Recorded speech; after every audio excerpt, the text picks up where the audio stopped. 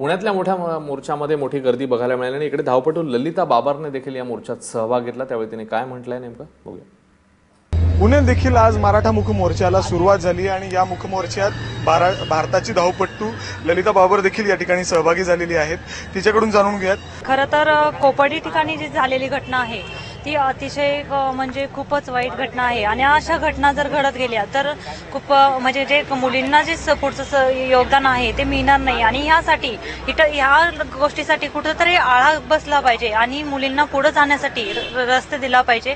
तर कोपर्डी जी घटना आहे त्या घटनेसाठी खरं तर जे आरोपी आहेत त्यांना त्या आरोपींना फाशीची शिक्षा खरं तर द्यायला पाहिजे होती आतापर्यंत आणि ही शिक्षा जर दिली तर अशा घटना पुढे घडणार नाहीयेत आणि अशा जर घटना घडल्या नाहीये अशा जर घटना घडल्या नाही तर मुलींना जो वाव मिळणार आहे तो वाव मिळत जाईल। आणि खरं तर हा मोर्चा मराठा जो क्रांती मोर्चा आहे या मोर्चामुळे मराठी लोकांना खरं तर पुढे जाण्यासाठी खूप चांगला मार्ग आहे आणि अशामुळे सर्वांनाच एक दृष्टीनं बघितलं पाहिजे। खरं तर आज सर्व समाज एक आहे आणि सर्व समाजाला एकाग्रतेनं जर बघितलं तर खूप चांगलं होईल आणि आपला समाज पुढे जाण्यासाठी प्रयत्न होईल। मुलींच्या सुरक्षतेबद्दल काय सांगताल?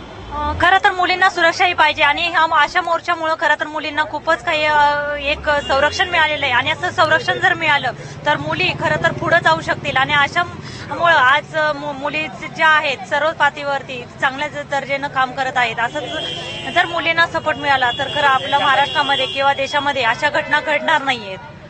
खूप मोठ्या संख्येने या ठिकाणी महिला या मोर्चामध्ये दाखल झाले, लाखोच्या संख्येने आपण पुण्यामध्ये देखील बघता। सरकारकडून काय अपेक्षित आपले?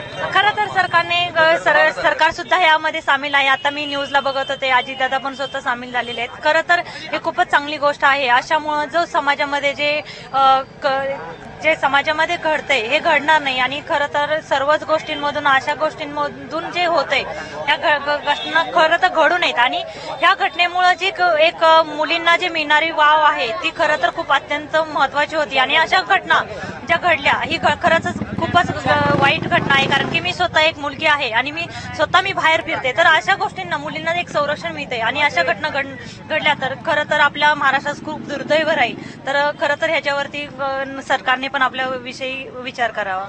तर या ठिकाणी मोठ्या संख्येने लोक या ठिकाणी सहभागी झालेले आहेत। लाखोच्या संख्येने महिला देखील या मोर्चामध्ये सहभागी झालेले आहेत। विविध पक्षाचे नेते वेगवेगळे क्षेत्रातील लोक या ठिकाणी सहभागी झालेत या मोर्चामध्ये। त्याचबरोबर भारताची धावपटू ललिता बाबर देखील या ठिकाणी या मोर्चामध्ये सहभागी झाली आहेत। कॅमेरामॅन राजेश बिडकर सह मी मिकी घई, एबीपी माझा, पुणे।